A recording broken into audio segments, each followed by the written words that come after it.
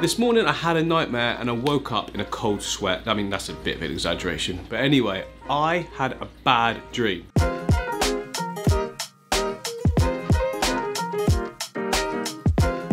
Now, I'm not one to talk about dreams because, quite frankly, no one cares about your dream. This one is relevant. In my dream, I looked down at my shrimp tanks that I've got on this rack behind me, and there was planaria everywhere. So planaria actually eat shrimp, and they'll go the colour of whatever shrimp they're eating, like their internal organs. They are gross little things, and they're the sort of stuff you see in horror movies. That is, of course, if someone was making a horror movie about shrimp tanks, which they probably wouldn't. But anyway, I'm pleased to say I've come in this morning. There's no planaria. There's just beautiful shrimp everywhere. I've just put some food in, so they're all munching away. And up the top here in the forest tank, again, munching. Excuse me, look at this one. Look at that Riley. Is it Riley or is it really? Please help me out. I think it's really now. I've gone from Rally to Riley to really. Anyway, look in the substrate. Nice and steady, I'll move it. There's no planaria. There's just awesome shrimp and snails. Guys, come on. No, none of that. There's enough to go around. Look at this one up here, just chilling out in the floating plants. So the shrimp tanks are about as low tech as you can get without having no filter. The cube is no filter, we'll get onto that in a minute.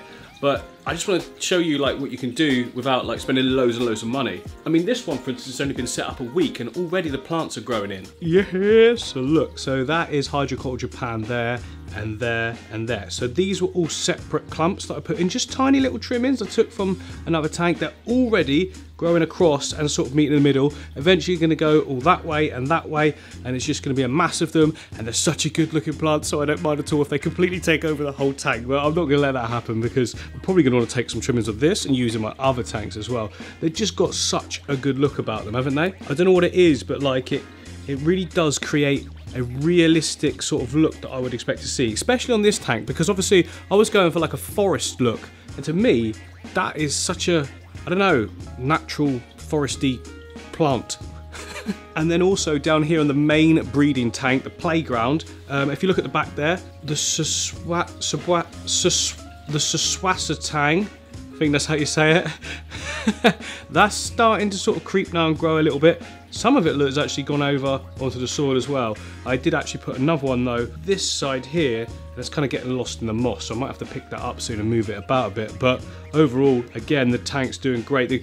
The floating plants, they need thinning out because they're starting to cover everything, look. Also, this one's like tangling in the moss, and that's going to become a problem when I try and take it out, because I want to try and keep all this moss in here quite compact. And at the moment it looks good, but I'm pretty sure if I just leave it, it's going to be one big ball of it. And that might be quite good for the shrimp though, to be fair. It's quite good that at the moment it's kind of like everywhere, because the baby shrimplets and that, they can all go in and amongst it all and sort of hide out, and they feel more safe, and it will just be better for those in general. So there's plenty of little shrimplets if you just stay still and have a little look. Like for instance, hang on, did you just scare it away? There was one right there. Oh yeah, it is still right there. Look, there we go. There it is. Look at how tiny it is. So that's like an adult male. No, that's a female, sorry. Actually, it's not even an adult female, that one. It's just a female, I don't know, middle. And then this guy, he's so small I keep losing him. Where's he gone? Oh, this time he has actually gone. And when it comes to babies in the forest tank, look, we've got this one here, for instance. This is a yellow. Underneath, we've got loads and loads, if it picks it up. Yeah, there we go. Hopefully we're seeing it there. But underneath, there's loads and loads of eggs on that one. They'll be born soon because they've been on that one for a while now. And we've got an awesome saddled Riley on the top there. There's loads of different ones that were saddled. This one's saddled. We've got like some awesome orange sun-kissed ones. One of them did have an absolute ton of eggs on them, and I think they've laid them. Hopefully, I'm not going to see them just this second, but for the next few days, you should hopefully start to see them on things. Normally, for some reason, they seem to be drawn to these white mineral rocks, and that's when I can see lots of little shrimplets. I keep really saying fry. Fry is for fish, shrimplets for shrimp. Yeah, look, even now, look, right on there, you can see a shrimp. See, there's just for some reason they're attracted to these white rocks. So yeah, that is all of the shrimp doing really, really well. The tanks are spot on, they're staying algae free. I mean, it's not surprising with that many shrimp in smaller spaces, but I'm starting a new one in this one here. This is going to be for my carbon Riley or really shrimp. Really? No, really. Yeah, here they are, look, down here. So I bought these a few days back, not really showing them. Awesome. That filter is doing my head in. You just shut up. Just shut up or I'll turn you off, okay? Right, that's it. You had your chance. That's it. Yeah, these guys are awesome. They call them carbons because I guess they look like carbon fibre. That's what I'm going with anyway. So yeah, I've had them in this jar. They're doing absolutely fine here. I just do little water changes, about 50% every day. They've been feeding in there. There's ones that, let's see that one there, look, it's actually buried. All those, right in the centre of the screen there, all those, that dark patch on the belly is all the eggs. And the one next to it as well. Oh, awesome! Yeah, so I've got a really cool idea what I want to do in this tank for them. I'm not going to put any substrate in at all. And the reason being is that every single time I bring some back from the shop and put them in something like that, like just a jar or a bowl, I've done it before in as well, they just breed and do really well when I don't put anything in there apart from a few floating plants. I mean, I'm going to do more than that in this. I'm going to do a little aquascape, of course, but no substrate. See how it goes. Be interesting just to see, especially we've got the comparisons of like with Aquasoil right next to them as well. It's worth a shot, isn't it? I like experimenting. I like seeing what we can come up with. Hopefully it works. And now skipping ahead, guys, I'm halfway through this build. It's going really well. It's turning out nice. I'm loving it so far. Let me take you in for a closer look. This is like a sneak peek. I'm still doing a full sort of aquascape tutorial build with all of this, but I just want to show you where I'm at. I'm enjoying it. I wanted to share it. Yeah, I wasn't massively expecting it to work so well, but it does. It's like, it's going to be like a mirror finish bottom, and then I'm going to absolutely cover all this in Boost Philandra. I've got so much Boost to choose from. Look, I've got all this Boost green here. I've got Kadanga there. We've got the regular stuff there. Really need to clean these out as well. Right, that's going to be the next job to do. Like I say to you guys, if something's annoying you, fix it straight away. So I've gone with a gravel underneath all of this. There's a really coarse gravel underneath there. Am I showing it? Am I showing it? I don't think I'm showing it. There we go, look. So driveway gravel, and I've got this sort of decorative-y stuff on top. And the reason I went with that is because I noticed absolutely tons of the shrimplets were hanging around on all these little stones in and amongst it, and I guess they just feel safe there. So hopefully we'll get a similar sort of thing over here. It'll be a great like breeding ground of activity in there. That's the hope anyway. Oh, I can't wait to get this all done. Now I will get slime all over this. Lots of you guys ask me, how comes you don't get slime? I do get slime on all my new wood, especially this red moss stuff. It's like a fungusy thing. Anyway, you can just get it off by brushing it. You've got to do it manually. Or in a shrimp tank, maybe the shrimp will peck it all off. I don't know. Yet it remains to be seen.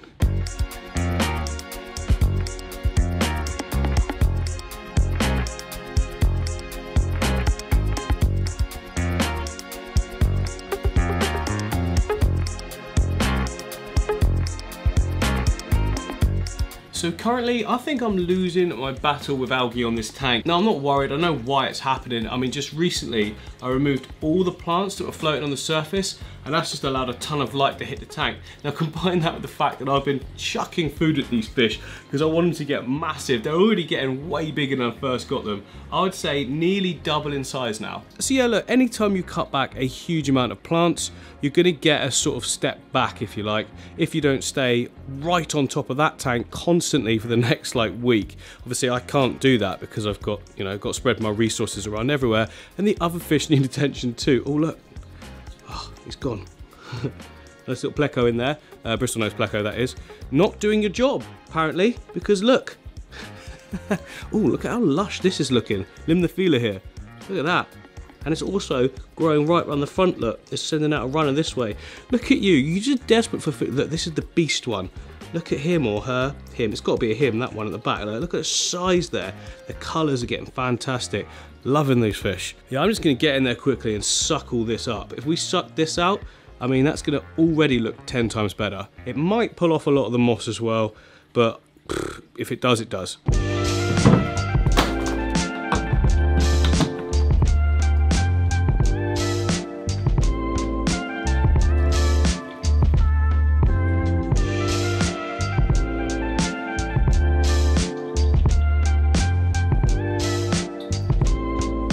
So I cleared out a lot of the moss that was sort of hanging around there. It was just attracting the algae. I've kept this one because I still feel like we could kind of save it, and it's really well sort of established and locked on there.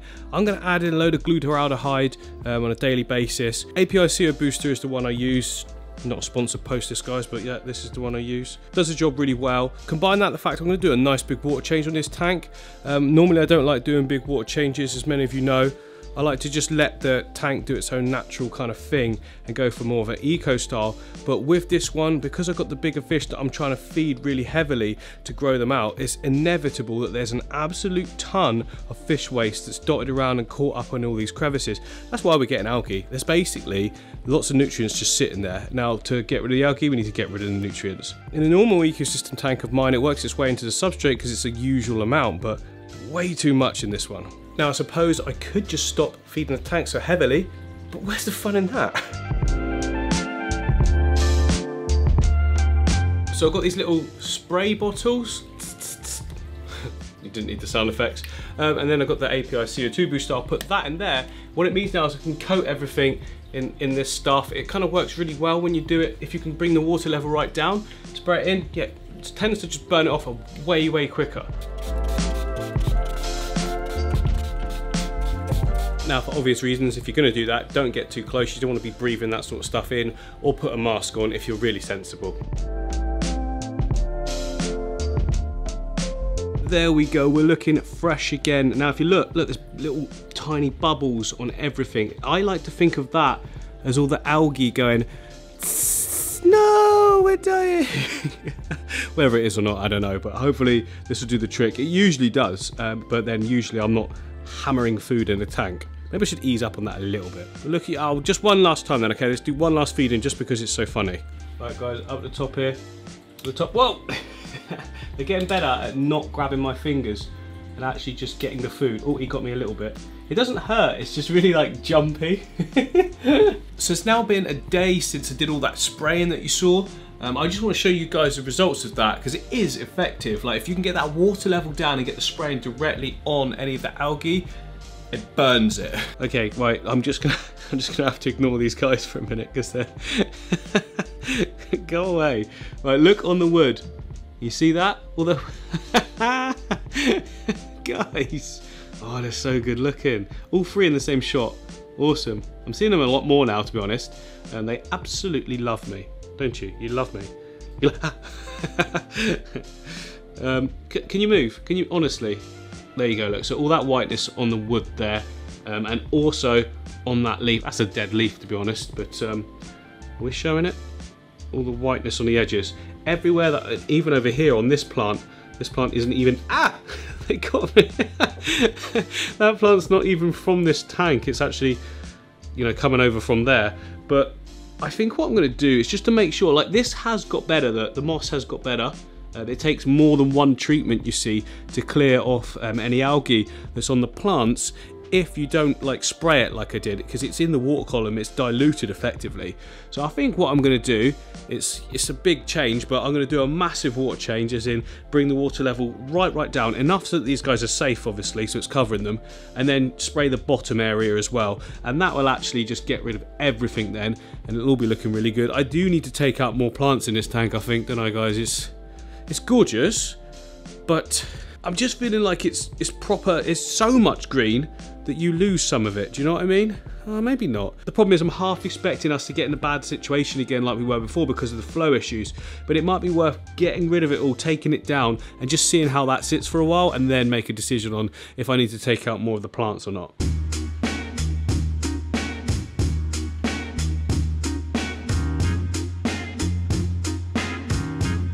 So the Cory only tank is well and truly into its ugly phase. It's not bad, but some tanks you get away with it. It just stays perfect the whole way through. This isn't one of them, but I'm not too disappointed the level we're at. Was just editing that back and I saw this down in the bottom corner. Really need to come up with a better solution today. Right, I'm just going to do it now. Most of those aren't even being used.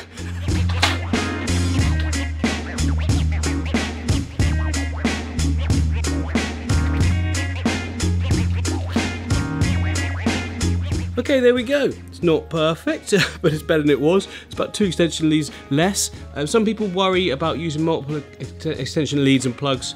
I spoke to an electrician and everything. As long as everything is plugged in firmly, there's no sort of gaps between points where they touch, It's absolutely the same as if you've got like multiple sort of junction boxes of plugs. It's the same thing essentially. Just make sure those plugs are always firmly pushed all the way in. The way you get sort of fires is if stuff is like half on contact and the electricity is jumping between. That can cause like sparks and stuff. And that said, everything on here has got a fuse, hasn't it? Every single plug, every single extension lead, so we're all good. So yeah, main one feeds down there. That is the timer, and that is then leads to this extension that does all the lights. So we've got, for the Cory light, we're just going to get onto this tank in a minute, the Cory's, and we've got all the lights on here as well. Except for that one has its built-in timer, and it just goes to the side, just straight in, no timer apart from what's built in. There's also filters on that one, and there's the Alexa as well, so I've got music. Yeah, anyway, back to the Platy tank. So what is actually wrong with it then? Well, nothing's wrong with it, it's just doing its usual normal startup stuff. Right, first of all, it's going to be hard to see, but the glass has got all this weird, here we go, you can see it on the side a bit better. It's got all the diatom algae growing on the glass, which is easy fix, completely simple and expected. It's also got diatoms all in on the Trident fern there. That's what it got that sort of browny tinge to it all. And if you look on the wood as well, we've got like a fluffiness to it. And especially down here on this one. This one's like a fungus one. It's different kind of wood slightly to the rest. And that's going to need to be just sort of manually removed, most of it. It will go eventually. At the top here, look, we've got string algae in the flow, which again makes sense.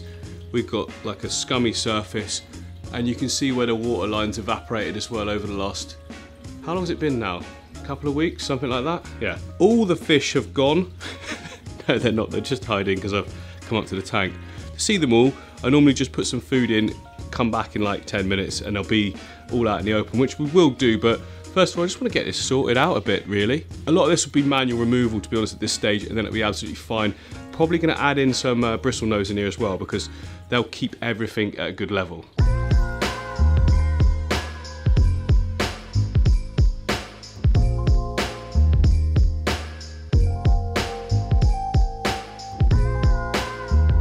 So already that is looking so much better. It looks fresher instantly just from that glass cleanup, obviously, but we've still got a ton still on this one here. Look, this ugly stuff. I need to get right in there with the brush on that one.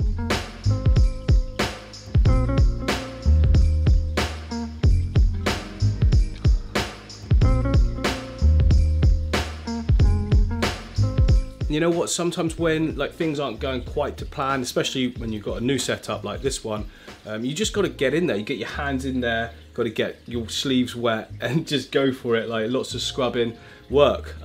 I wouldn't expect this later on because once it's all settled, but initially sometimes you just got to do it. So the tank is already looking miles better after doing just that little bit of maintenance, but we're not out of the woods yet. It's still in that ugly phase. It's going to be for another couple of weeks probably, and to combat it, I'm going to put in the Bristlenose Plecos that I've got. I've got some spare ones. I say spare, that sounds very bad. What I mean is I broke down a tank recently and I've got them in another planted tank, and they'll go really well in here.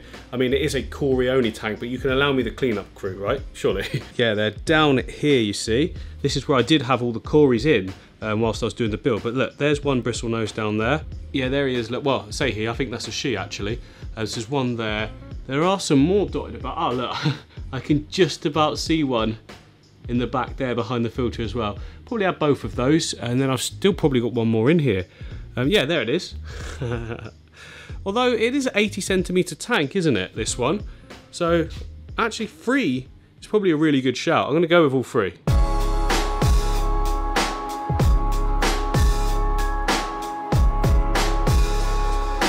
Yeah, I have to be honest, I'm not sure why I thought catching these with a shrimp net was a good idea. There's no chance, is there, of that?